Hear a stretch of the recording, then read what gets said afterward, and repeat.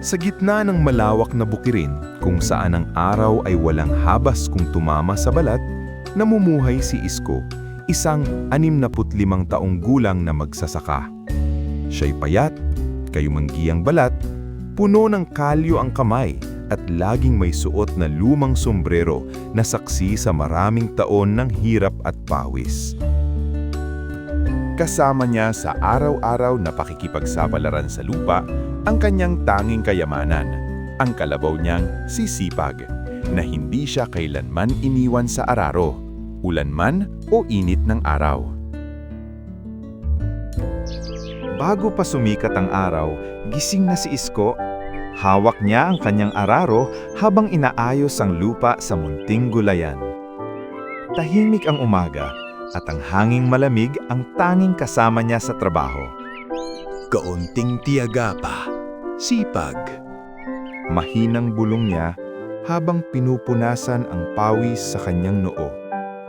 Sanay na si Isko sa hirap at init ng araw. Sa edad niyang 65, hindi pa rin siya sumusuko. Wala siyang sariling lupa. Inuupa lamang niya ang lupang tinataniman niya ng gulay. Ang ani ay sapat lang para sa isang kahig, isang tuka.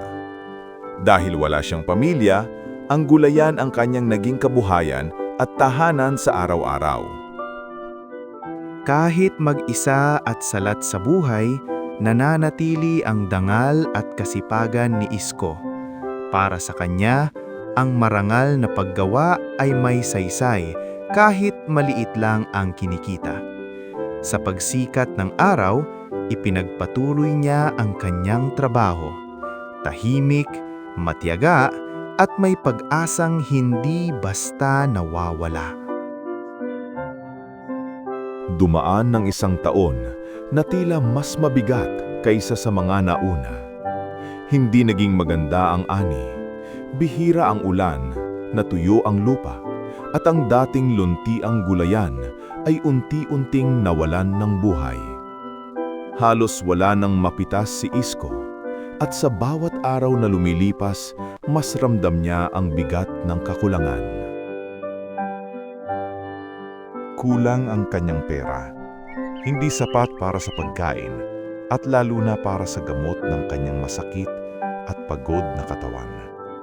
May mga gabing tinitiis niya ang kirot sa likod at kasukasuan, pinipiling magpahinga, kaysa gumastos ng salaping wala naman siya. Isang hapon, may lumapit sa kanya, isang mangangalakal na matagal nang nagmamasid sa kanyang kalabaw. Malaki ang halaga ng kalabaw mo. Kung ibebenta mo siya, makakaraos ka. Wika nito.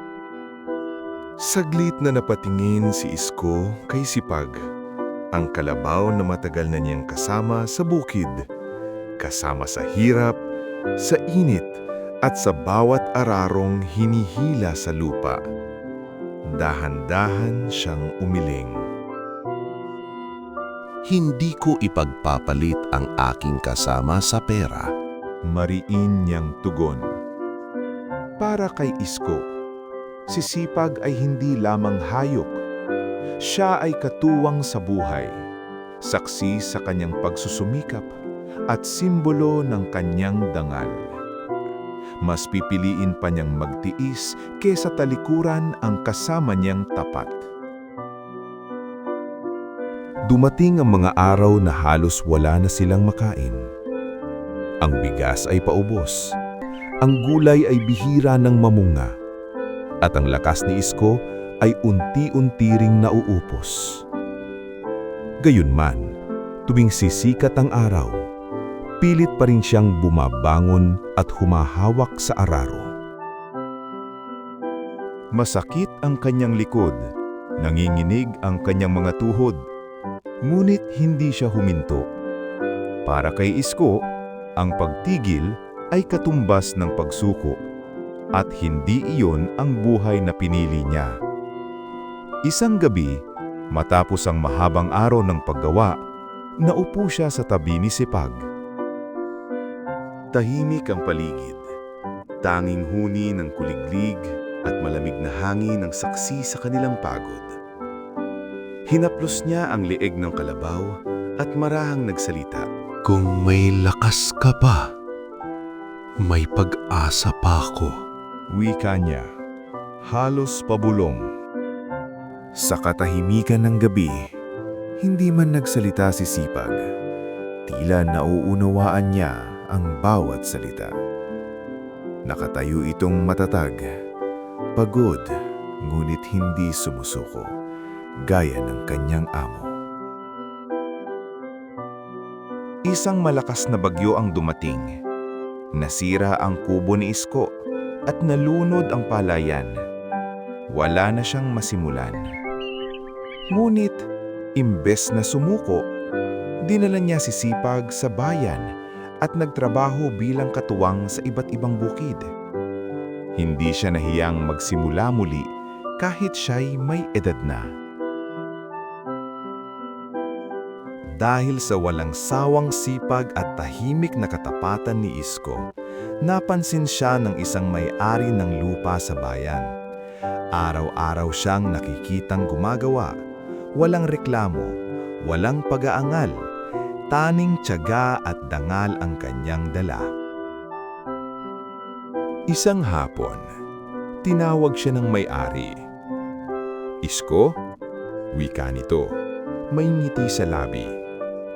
Bihira ang tulad mo, taong hindi sumusuko kahit wala nang matira. Inilahad nito ang isang maliit na parsela ng lupa. Ang lupa'y sayo na, hindi bilang utang, kundi bilang gantimpala sa iyong tapat na paggawa. Alagaan mo. Hindi nakapagsalita si Isko.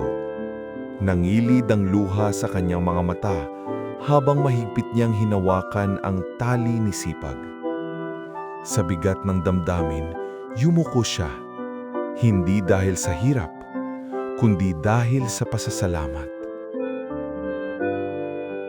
Sa sandaling iyon, naunawaan niya, ang biyaya ay dumarating sa panahong halos wala ka nang inaasahan. At madalas, ito'y ibinibigay sa pusong hindi marunong sumuko. Sa bagong lupa, muling nag-aararo si Isko. Mas mabagal na ngayon, ngunit mas masaya. Kahit matanda na, hindi pa rin siya tumigil sa pagtatrabaho. Habang lumulubog ang araw, ngumiti siya at nagsabi, "Hindi ako yumaman sa pera, pero yumaman ako sa sipag, dangal at kaibigang hindi ako iniwan." Si Sipag ay marahang umungol, tila sumasang-ayon.